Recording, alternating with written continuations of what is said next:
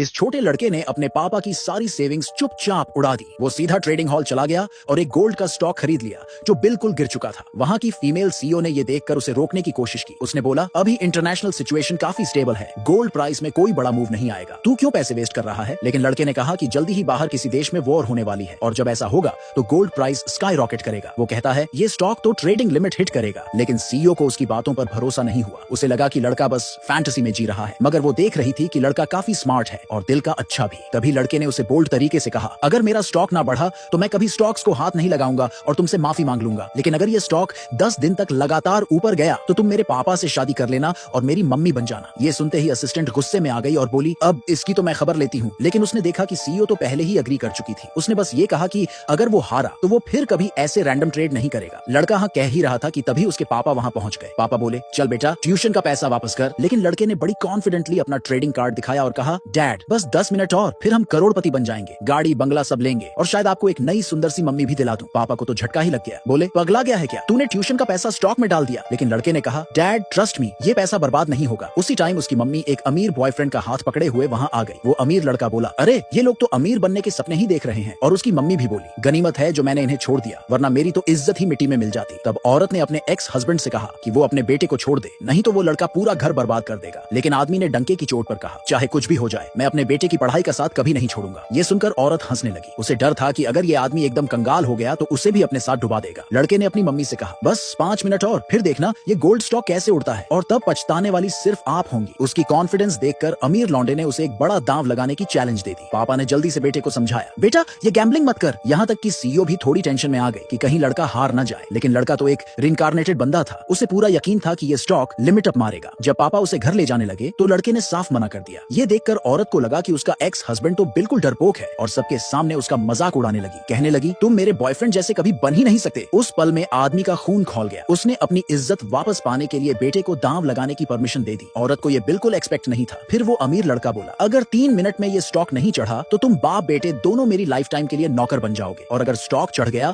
तो मैं और तेरी मम्मी दोनों तुम्हारे सामने घुटनों पर बैठकर माफी मांगेंगे और फिर कभी तुम्हारे सामने नहीं आएंगे। पापा ने देखा कि बेटा कितना कॉन्फिडेंट है तो अब पीछे हटने का कोई ऑप्शन नहीं बचा। सीईओ पहले तो लड़के की मदद करना चाहती थी, पर अब वो खुद अपने फैमिली बिजनेस के लिए अच्छा मैनेजर ढूंढ रही थी। इसलिए वो अपने असिस्टेंट के साथ वहां से निकल गई। धीरे धीरे 2.5 मिनट निकल गए। अमीर लड़के को लगा कि उसकी जीत पक्की है। उसने पापा से कहा, अब तो घुटनों पर आजा और माफी मांग, तेरे बेटे को मैं छोड़ दूंगा। पापा सोचने लगा, काश बेटा पढ़ाई पर फोकस करता तो शायद ये सब न होता। और जैसे ही वो घुटनों पर बैठने ही वाला था, उसी वक्त ठीक 3 मिनट पर ट्रेडिंग हॉल से अनाउंसमेंट हुई, स्टॉक सर्ज कर गया है। पूरा हॉल सन्न रह गया। किसी ने नहीं सोचा था कि छोटा लड़का वाकई ये बाजी जीत जाएगा।